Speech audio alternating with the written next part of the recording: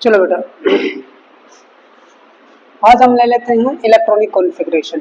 ठीक है, electronic configuration, किसी भी एटम का, आयन का इलेक्ट्रॉनिक कॉन्फ़िगरेशन हम कैसे लिखेंगे। ओके, कोई भी आपसे ये नहीं पूछेगा what is the definition of electronic configuration. Actual में इलेक्ट्रॉनिक कॉन्फ़िगरेशन क्या है, किसी भी एटम के डिफरेंट ऑर्बिटल्स में इलेक्ट्रॉन को फिलअप करना। Okay, filling of the electrons आप सिंपली लिख सकते हो। Okay, filling of electrons in different orbitals, in different orbitals. Okay, filling of electron in different orbital as per number 1 Aufbau principle. Okay, पहले ये follow करना है। Second हमें कौन सा फॉलो करना है, हंस रूल। ओके, और थर्ड कौन सा फॉलो करना है, थर्ड हमें करना है पाउली। Okay, Pauli's principal. अगर इनका पूरा नाम अगर मैं देखूं तो ये है हंस रूल ऑफ मैक्सिमम मल्टीप्लिसिटी, इसका पूरा नेम है पाउलीज एक्सक्लूजन प्रिंसिपल, और ये अबव प्रिंसिपल। अबव प्रिंसिपल के अंदर n+l रूल भी इंक्लूड हो जाता है। ठीक है, depending upon the energy different orbital are filled. Now अब इसके अंदर मैं एग्जांपल लेना चाहूंगा बेटा। एग्जांपल जैसे मैंने एक दिन आपसे लिया था जिंक का। फॉर एग्जांपल सबसे पहले हम जिंक का ले लेते हैं। जिंक के अंदर 30 इलेक्ट्रॉन्स होते हैं। ओके, तो जब मैं ये इलेक्ट्रॉन इसमें भर रहा हूं तो सबसे पहले मैं इलेक्ट्रॉन उसमें भरूंगा जिसमें एनर्जी मिनिमम होगी 1s2, आफ्टर दैट 2s2, फिर उसके बाद में 2p6, 3s2, 3p6। यहां तक कितने इलेक्ट्रॉन होगा भाई, 2 2 4 2 6, कितने हो गए 10 और 2 12 और 6 18, यानी कि 18 इलेक्ट्रॉन यहां तक कंप्लीट हो जाते हैं। 3s2, 3p6, after that 4s2 and 3d10। ये है आपका जिंक का इलेक्ट्रॉनिक कॉन्फ़िगरेशन। डी के 5 ऑर्बिटल, पांचों के पांचों फुल्ली फिल्ड है। ठीक है, अब यहाँ पे थोड़ा गौर फरमाना, ये है फर्स्ट ऑर्बिट 1s वाले। ठीक है, पहले ऑर्बिट में एक ही सबसेल दैट इज 1s, और उस 1s के अंदर एक ही ऑर्बिटल है दैट इज 1s ऑर्बिटल। इन दो को मिला के बनता है पूरा सेकंड ऑर्बिट। उस सेकंड ऑर्बिट में दो सबसेल है, एक 2s और एक 2p। 2s के अंदर एक 2s ऑर्बिटल है, 2p के अंदर तीन 2p ऑर्बिटल है। कौन कौन से, 2px, 2py and 2pz। Third को कौन कौन सा कंस्टिट्यूट करेगा, ये और ये थर्ड ऑर्बिट। ये देखो थर्ड ऑर्बिट में 2 + 6 + 10 18, maximum 18 electron. Okay, after that this is fourth orbit. Now अगर आपसे कोई ये पूछता है कि भी Zn2 पॉजिटिव का इलेक्ट्रॉनिक कॉन्फ़िगरेशन बताइए तो आप क्या करोगे। अब ये जो दो इलेक्ट्रॉन इसमें से निकलेंगे तभी तो ये Zn2 पॉजिटिव आयन बनेगा। वो दो इलेक्ट्रॉन आप कहां से निकालोगे, आउटर मोस्ट ऑर्बिट से निकालोगे। कहां से, वेयर n इज मैक्सिमम। ठीक है, वहां से ये दो इलेक्ट्रॉन निकलेंगे, वही होगा आपका आउटर मोस्ट ऑर्बिट। तो भाई क्या हो जाएगा, अब इसको अगर मैं लिखूंगा तो 1s2, 2s2, 2p6, 3s2, 3p6, 4s0, आप ऐसे भी लिख सकते हो, 3d10, और एक ग्रेटर देन के साइन आप लगाते हुए जाओगे। ये हमें ये शो करता है कि एनर्जी बढ़ती जा रही है। ओके, और यहाँ पे ये 0 है तो आप इसको पूरा भी एलिमिनेट कर सकते हो, आप ऐसे भी लिख सकते हो 1s2, 2s2, 2p6, 3s2, 3p6, 3d10 हो जाएगा।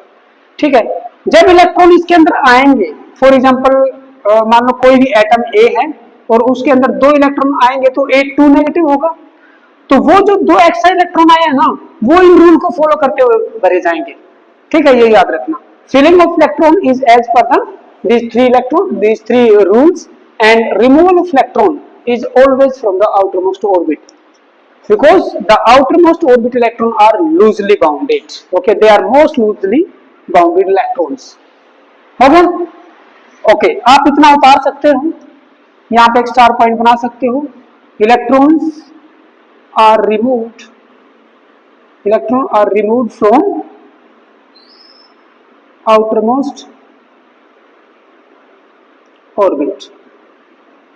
और एक बात बता देता हूं, अगर मान लो थर्ड ऑर्बिट से निकालने पड़ जाए आपको, तो सबसे अंदर होता है 3s, फिर 3p, और फिर सबसे लास्ट में होता है 3d। ठीक है, ओके, तो फिर आप 3d से निकालोगे, राइट। ऐसे करके आप इसको नोट डाउन कीजिए।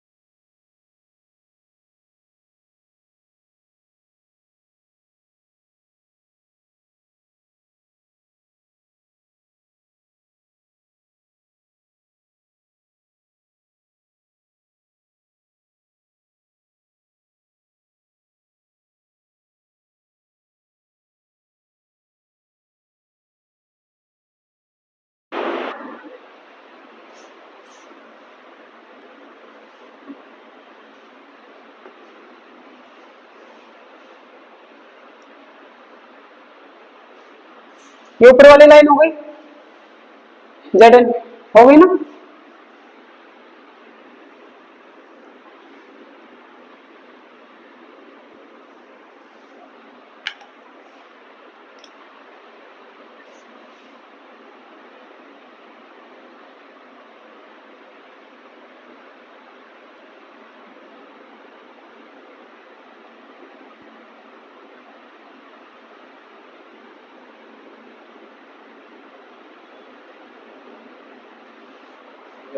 ठीक है, अब हम लिखेंगे इलेक्ट्रॉनिक कॉन्फ़िगरेशन ऑफ क्रोमियम, जिसका कि एटॉमिक नंबर है 24, और फिर हम लिखेंगे बेटा कॉपर का, जिसका है 29 atomic number.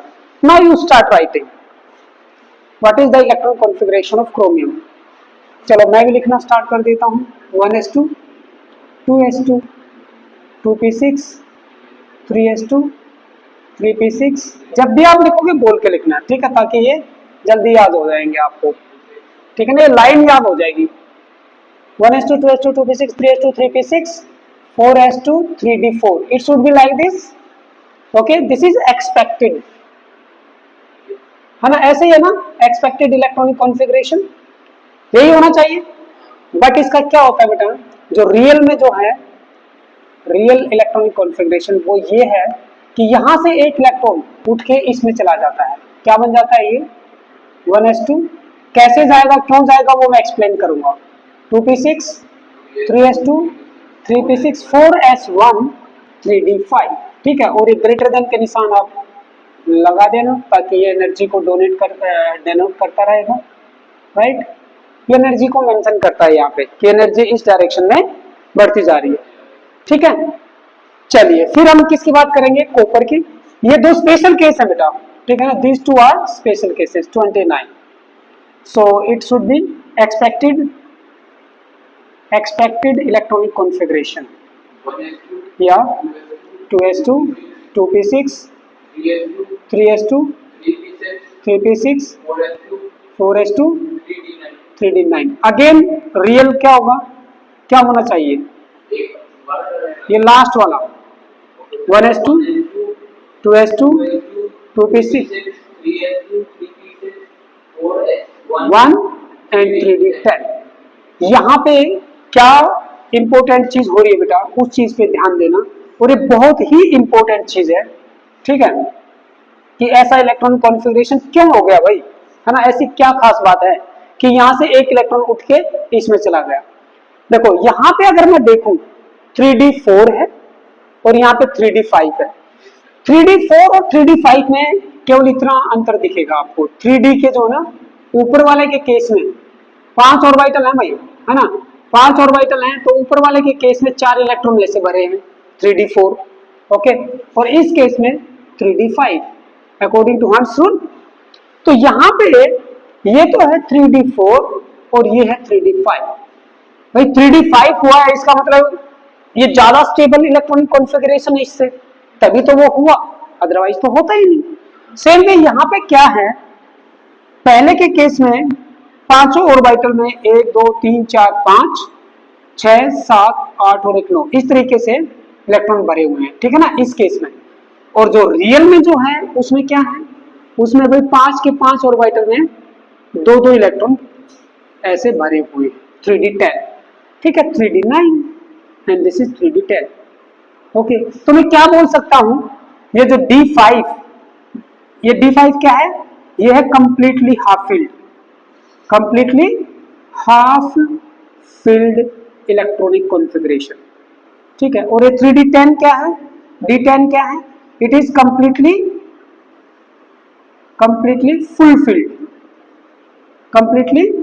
Fulfilled electronic configuration, ठीक है, कंप्लीटली फुलफिल्ड। तो यहां पे एक स्टेटमेंट मैं बताऊंगा कि भी completely half field and completely fulfilled electronic configuration are more stable, they are always having some extra stability associated with them। ये दोनों के दोनों थोड़े से ज्यादा स्टेबल होते हैं, किसके कंपैरिजन में, जो ना तो कंप्लीटली हाफ फिल्ड है ना, और ना कंप्लीटली फुल फिल्ड है, उनसे थोड़े से ज्यादा स्टेबल होते हैं। तो ये जो स्टेटमेंट है ये मैं यहाँ पे लिखना चाहूंगा, काफी इंपॉर्टेंट, और फिर क्यों है वो हम एक्सप्लेन करेंगे वहां पे, क्या लिखेंगे हम, completely half filled and completely, या पूरा लिखना, ठीक है, मैं थोड़ा सा शॉर्टकट में लिख रहा हूं लेकिन आपको पूरा लिखना है, and completely fulfilled electronic configurations are more stable,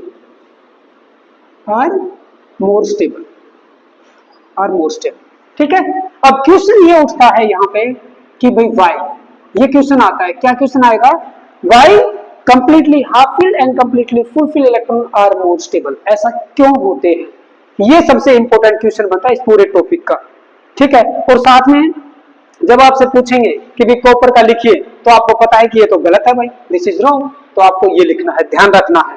chromium और कॉपर, Cr और Cu, ये दिमाग में घुसा लेना कि जब भी इसका इलेक्ट्रॉन कॉन्फ़िगरेशन पूछा जाएगा वो एटम का ये होगा, जब आप इसके आयन का लिखोगे तो पहले एटम का लिखो और फिर उसके आयन में से जितने इलेक्ट्रॉन डालने हैं डालो, निकालने कुछ भी कर सकते हो आप, ठीक है, अंडरस्टूड।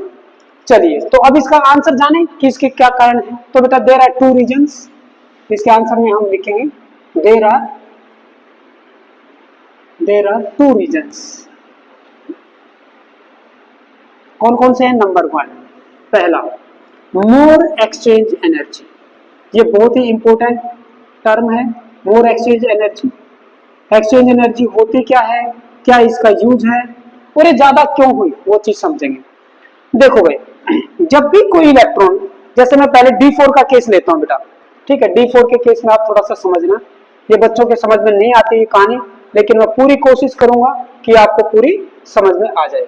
D4 और D5 के केस में देखेंगे, ठीक है ना।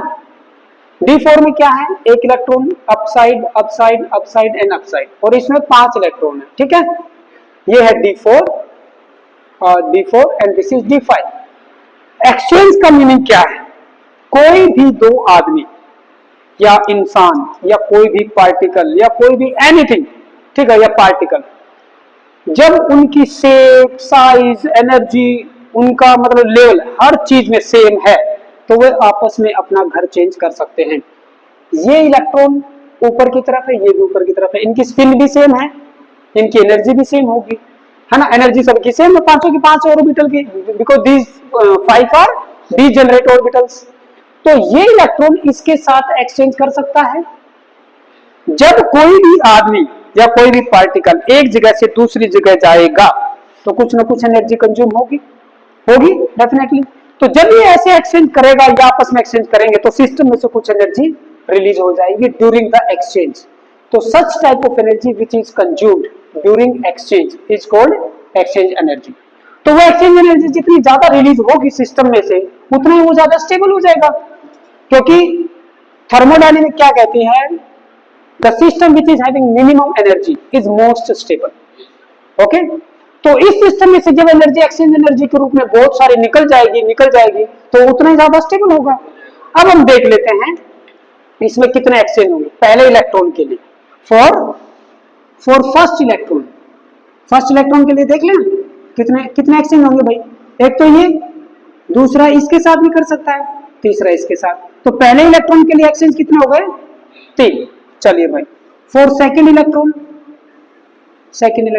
अब इस इलेक्ट्रॉन का इधर वाले के साथ है तो इसमें इंक्लूड हो गया, है ना। इस इलेक्ट्रॉन का इसके साथ नया एक्सचेंज है, इस इलेक्ट्रॉन का इसके साथ नया एक्सचेंज है। कितने इलेक्ट्रॉन हो गए नए एक्सचेंज, क्योंकि पुराने वाला तो इसके अंदर इंक्लूड हो गया इधर वाले के साथ, ठीक है। अब थर्ड इलेक्ट्रॉन का और देख लेते हैं। थर्ड इलेक्ट्रॉन इसका इसके साथ इंक्लूड हो चुका है, इसके साथ इंक्लूड हो चुका है, इसका ये वाले के साथ एक नया एक्सचेंज है, ठीक है। और फोर्थ वाले के इधर सबके साथ इंक्लूड हो चुके हैं।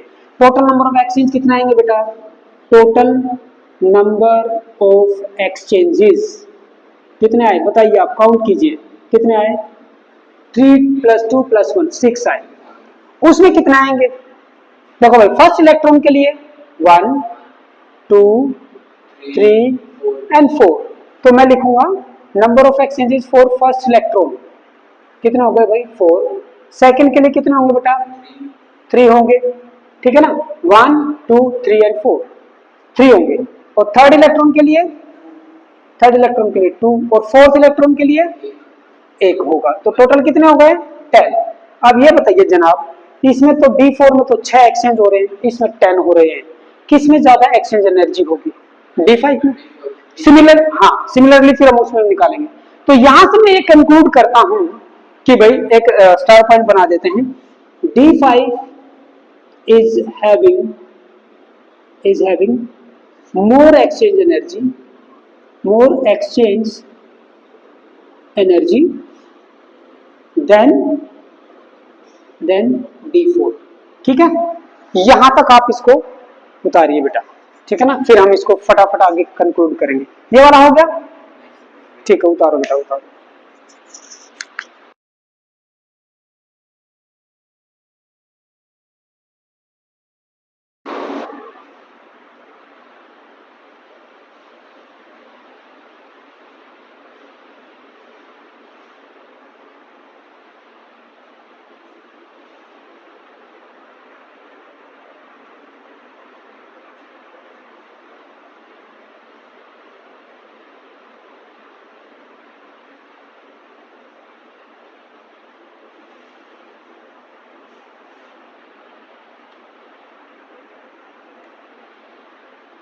जब उधर वाला हो जाए तो बता देना बेटा, क्योंकि इस टॉपिक को कंप्लीट करके ना फिर हम नया टॉपिक ले लेंगे जल्दी।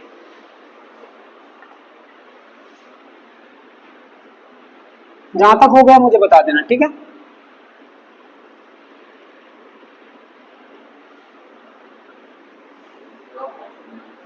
ये हो गया D5, ठीक है, ये हो गया D10, ठीक है, ये ठीक है, कर लो। चलिए अब हम देखेंगे D9 में।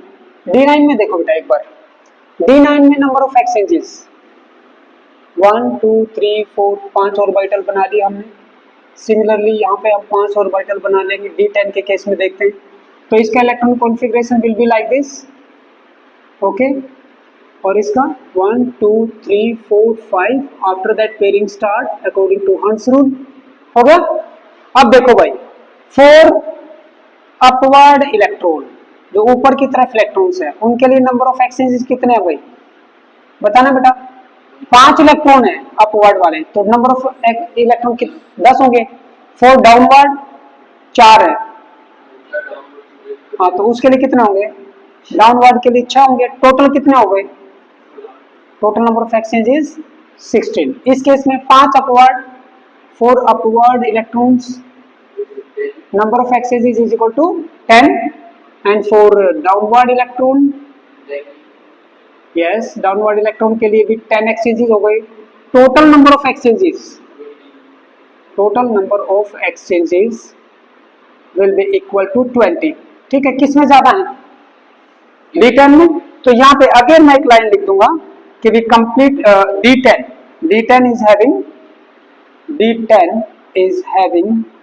is having more number of exchanges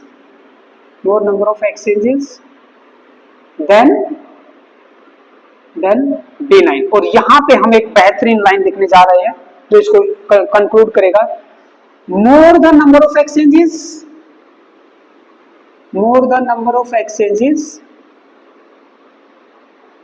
more will be the energy released during exchanges, and hence more will be the stability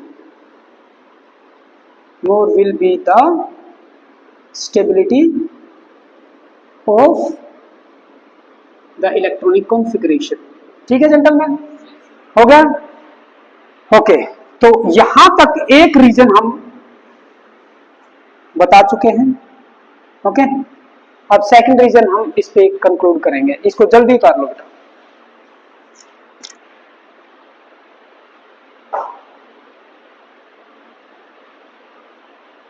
हो गया इधर वाला, ठीक है। तो सेकंड रीजन जो होगा उसका होगा बेटा मोर सिमेट्री। पहला रीजन हमने एक्सप्लेन कर दिया है, more exchange energy. Second is more symmetry. अब देखो भाई, सिमेट्री का मीनिंग क्या है, थोड़ा समझो बेटा इस चीज को। सिमेट्री का मीनिंग ये है कि बाय नेचर, नेचर ने किसी चीज को जैसे बनाया अगर वो है तो इसका मतलब उसके अंदर 100% सिमेट्री है। जैसे भाई कुछ भी आइटम ले सकते हो आप, फॉर एग्जाम्पल आप कोई भी ले लो, जैसे ह्यूमन को ले लेते हैं, है ना, एक ह्यूमन बॉडी। ह्यूमन बॉडी में आपने देखा होगा 2 हाथ हैं 2 पैर हैं, अगर किसी आदमी का 1 हाथ या 1 पैर ना हो या कोई भी एक चीज ना हो, जैसे मान लो 1 आंख नहीं है, तो हम क्या कहेंगे कि यार इसमें कुछ गड़बड़ है, कुछ दिक्कत है ना। इसकी ये जो मैन है, इसकी जो बॉडी है वो सिमेट्रिक नहीं है ना, अनसिमेट्रिक है या अनसिमेट्रिक ज्यादा है। अगर मान लो उसका 1 हाथ भी टूटा हुआ है, पैर भी टूटा हुआ है, 1 आंख भी नहीं है, तो हम क्या कहेंगे कि भाई इसमें तो जो है ना सिमेट्री बहुत ही कम है, अनसिमेट्री बहुत ज्यादा है। मतलब बाय नेचर जैसा होना चाहिए था वैसा ना होके अगर उसमें थोड़ी सी गड़बड़ लगे तो हम उसको बोलते हैं, मतलब मिसअरेंजमेंट अगर लगे, ओके, तो हम उसको बोलते हैं कि सिमेट्री कम है। अब देखो भी, मान लो D4 को ले लेते हैं। D4 को आप अगर ध्यान से देखोगे बेटा तो आपको कैसे अपीयर होता है, 1 2 3 एंड 4, ये है D4, ठीक है।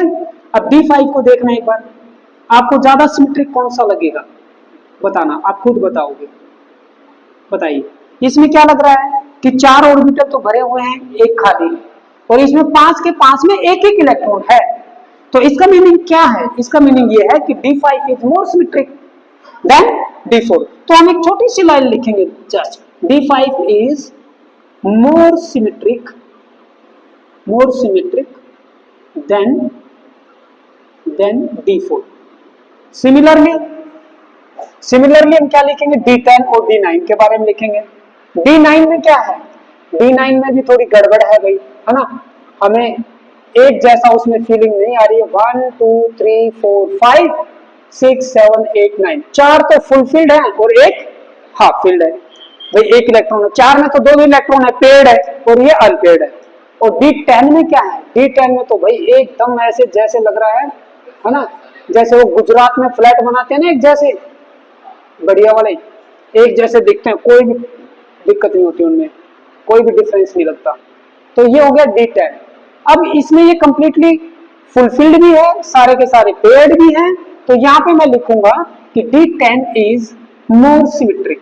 तो भाई ऐसा होने से क्या हो गया, D10 is more symmetric then D9। पहले तो हम ये बात लिख देंगे, फिर उसके बाद में हम यहाँ पे अपनी मेन लाइन लिखेंगे, by nature more symmetric the system, more stable is the system, okay.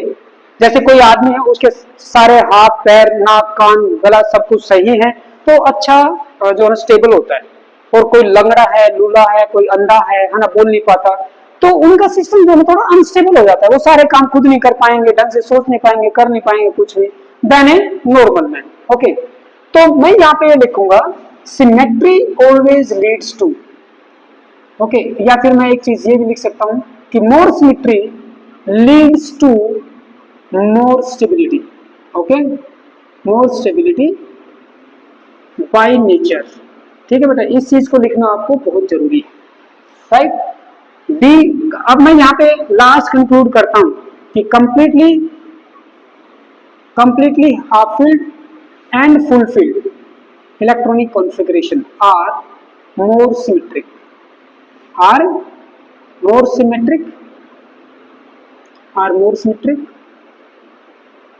And hence, ये वाला हो गया, ठीक है, are more symmetric and hence more stable. और लास्ट में आप लिख सकते हो, so from above it is clear that